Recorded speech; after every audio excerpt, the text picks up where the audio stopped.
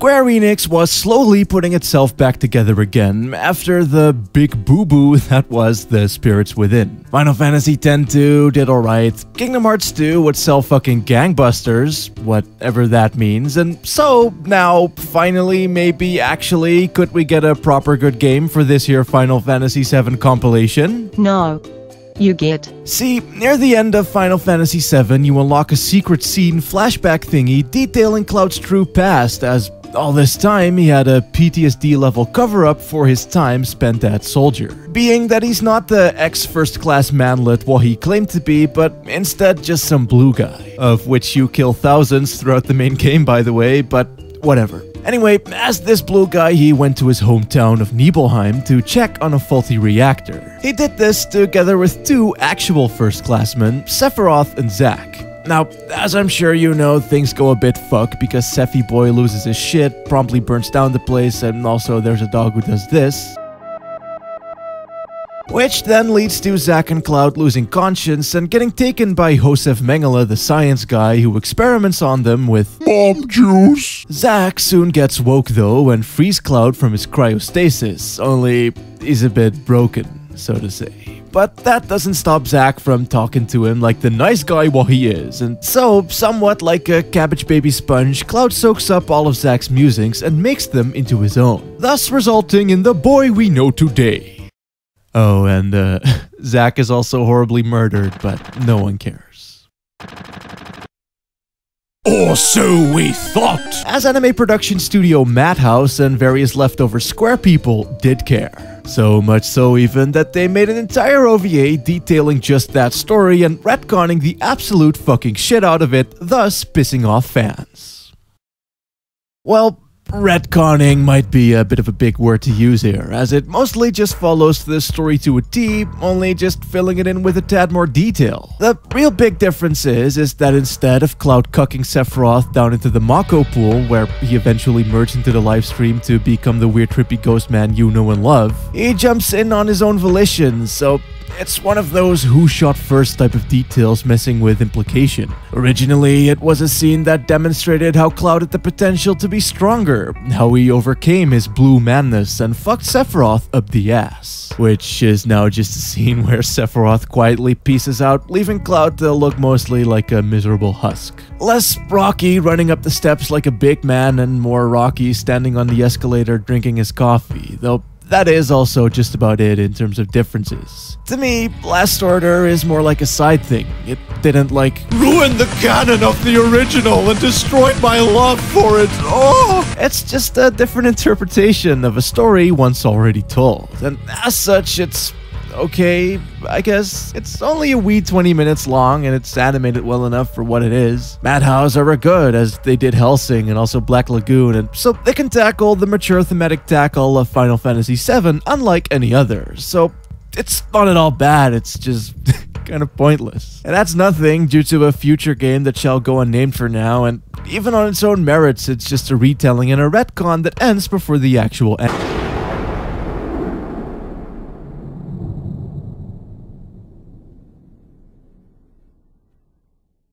When our three main villains sat around the table to conceive this hellspawn, originally only one title was planned, being the movie. After noticing that Nomura had his hands full though, more projects were agreed upon that would expand the Final Fantasy VII universe. So they made a mobile game that would stay in Japan, an anime that no one really cared about, and finally two actual fucking games. One would follow the tale of Zack and would be spearheaded by Tabata, and the other, which was the first to be released, would be produced by Yoshinori Kitase and would be set after the events of Advent Children. Would it show a nation now running on exciting new forms of energy just to keep itself going? Or would it show a Cloud who now again has found himself, again being forced to once again find himself?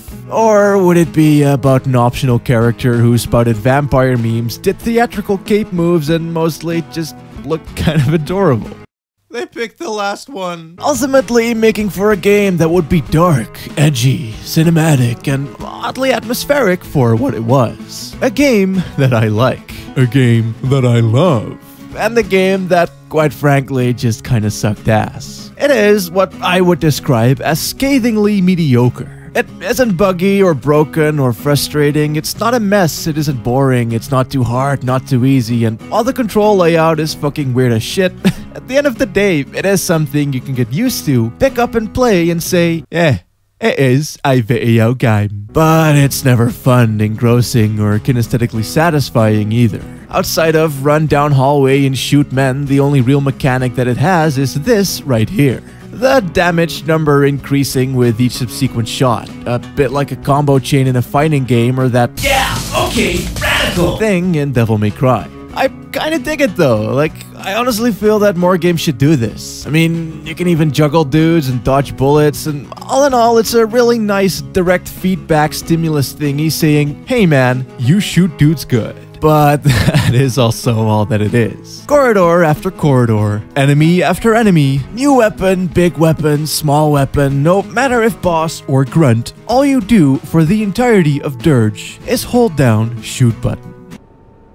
So let's just fucking stuff it full of cutscenes!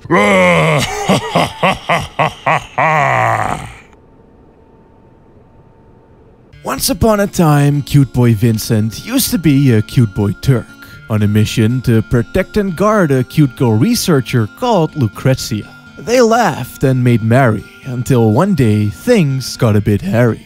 Thing was that the evil scientist Hojo, creator of Sephiroth, the monsters, and the bad things, cucked poor old Vincent, banked Lucrezia, and impregnated her with his hate seed, thus spawning the Sephi baby. Vincent, understandably angry, upset, and distraught, went to Hojo where he promptly got shot. He didn't die, however, and instead was used by Hojo and the reluctant Lucrezia as a type of experimental plaything, thus giving him gothic superpowers. And now, years after the original Final Fantasy VII, the same shit happens again in flashbacks, only without sound effects like... and instead with voice acting like... Lucrezia! See, Vinny wants to find out more about these flashbacks. Considering how brief of a story it was originally, tis rife with expandability, and expand upon it this game shall. By really not expanding upon it much at all, and really only retelling shit just with a few more cinematics. It does have a here and now to focus on, don't misunderstand, it's just that it seems to be more of its own thing outside of one vague connection being that some of Hojo's other experiments previously locked away in a Shinra basement called Deep Ground have escaped and started Auschwitzing the innocent people. The game starts off with a flashback to this bit, in which Vincent says, "Damn, Hojo." Only now it is revealed that he actually said, which all somehow results in Hojo turning himself into a computer program and uploading that into the soul of the evil field experiments leader guy, and yeah, that's exactly as dumb as it sounds. And even though my body had died and the world had been left in ruin, I survived in a virtual reality. When the network was restored, the scattered data regrouped and I was reborn. The fuck even is this shit, man? Jesus Christ. Now, I hadn't really planned this much when I conjured up the idea of this year retrospective, but apparently the overall angle that I'm taking here is that Final Fantasy VII was a game about character and whether or not if its spawn honored that legacy. So to summarize and contextualize this shit a bit, Advent Children did this very badly. Before Crisis and Last Order seemed to take shit in a different direction, but at least weren't too far off the original path. Kind of. But Dirge, well, Dirge is just a bit of a mixed bag, I'm gonna be honest. Characters that return act mostly like how they did back then, with Yuffie being sick on planes and being an obnoxious asshole, and Sid always shouting at you, cat person, and so on. And while the new characters fit in decently well aesthetically, given how twisted and theatrical they are pretty fucking 1D.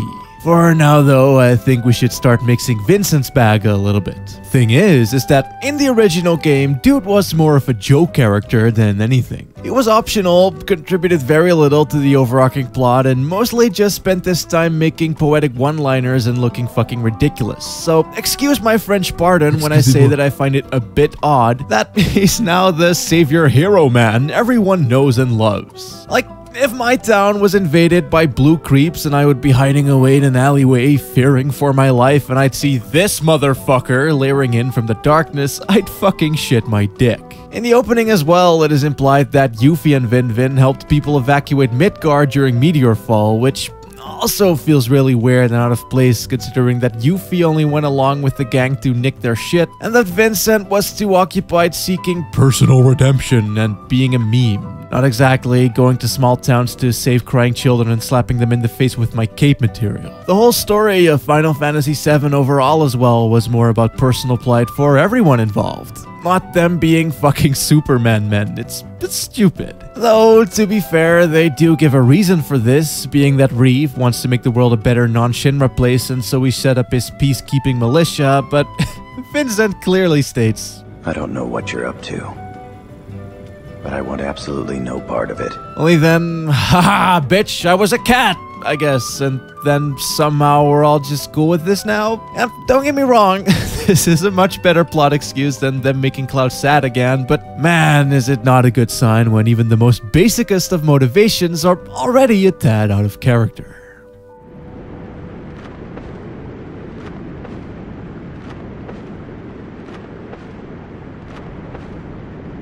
As dumb as all of that and the cyberspace internet brainwave copy clone bullshit is, I've gotta say, I do really dig the idea of Deep Ground. Not only did the shitty Shinra plate tower over the slums, but far, far beneath that, behind a crazy big fuck-off horror-ass looking don't open this fucking door, is a place called Deep Ground.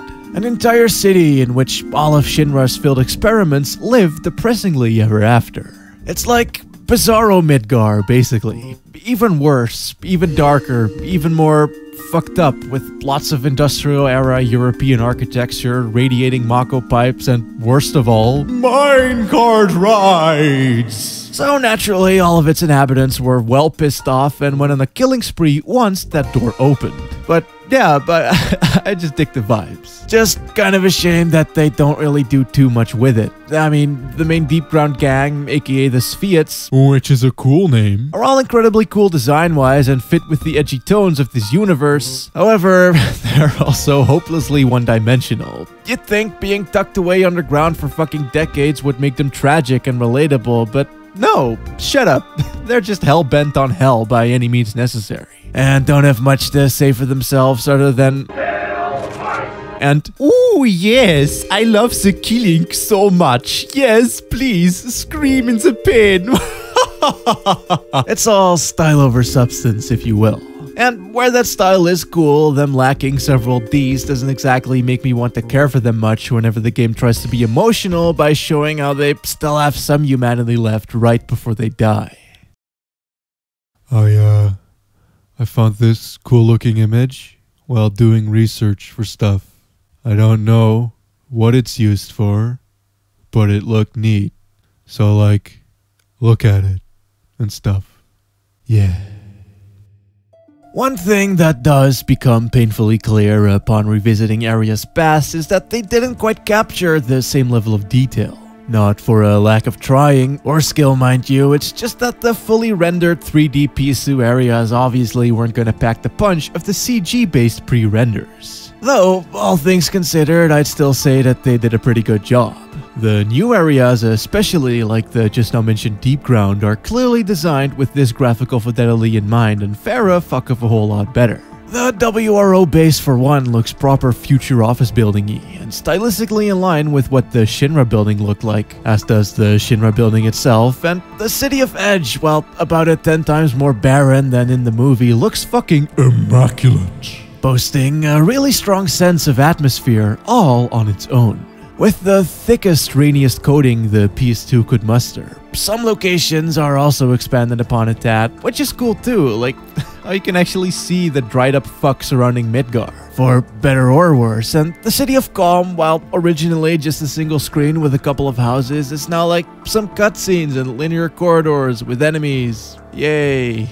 I dig the overall vibes though. It's edgy done right. Meaning that unlike Shadow the Hedgehog or DMC Dante's Fuckening, it isn't annoying or cringeworthy. When it's cool, it successfully manages to be so in a late night, don't tell my mom I'm watching this anime kind of way. And the few points where it does try so hard to be edgy, it just becomes kind of funny and cute. Like, look at Chaos Vincent over here. I could just pinch his tiny little cheeks. Mwah.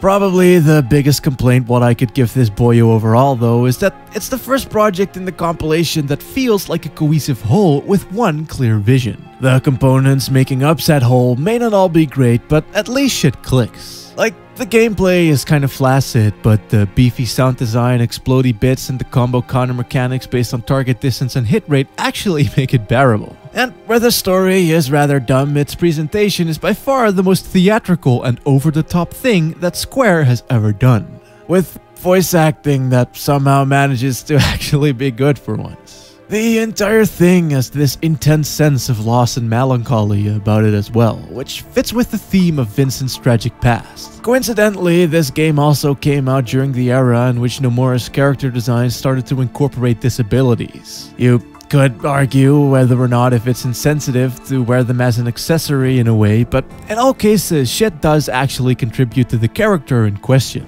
Hell, in Dirge's case, it even does so thematically, as Shilua, having lost an eye and an arm, ties into her own backstory with her giving up so much to save her sister. But it's also used as a catalyst for Vincent's own coming to terms with his bullshit story arc, and thus makes for an appropriately morbid image. Again, it really feels like they actually thought this through. Even the music and the drap, yet luckily still colorful locations, go together like red and black, and tonally don't completely shit on Final Fantasy VII's original direction, and that's just kind of my main thing with this game as well, I guess. To me, it's just one of the most coolest looking PS1 games out there. I mean, the facial animations have this exaggerated psychoness about them that are paired with Dutch angles, edgy bondage gear, misty rainy vibes, and theatrical Vogue poses that could make even the most hardened JoJos start sweating dicks. Sadly, as I said before, it is the substance behind that style that lacks severely.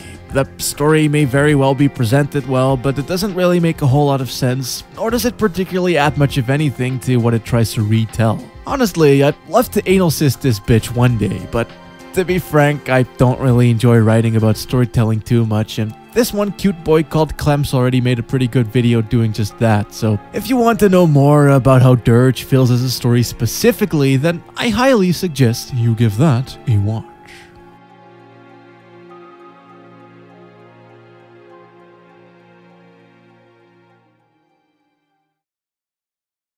As for me though, I actually quite like this here video game. Don't get me wrong, it is far from great, but it's also nowhere near being bad in any way either. In fact, I find it to be pretty fucking entertaining all around. When it's cool, and when it isn't cool, it's adorable, and in case of neither, it is a mediocre but fun enough shooter where you jump and dodge around a lot in a rather kinetic fashion, kinda like Doom, but shit. That said though, this sure as fuck wasn't what people wanted at the time, let alone expected, and while fan reaction may have warmed up to it over the years, especially among my own age bracket who played it growing up, it wouldn't be wrong to say that it raised quite an alarming number of eyebrows upon release. And so, there was a lot riding on our final boss, Hajime Tabata. I mean, could he deliver and make a game that's actually just good? A game that would honor Final Fantasy VII's story, theme, and characters? Well, fuck no. But he sure as shit would get mighty close. Embrace fucko. The one true lord.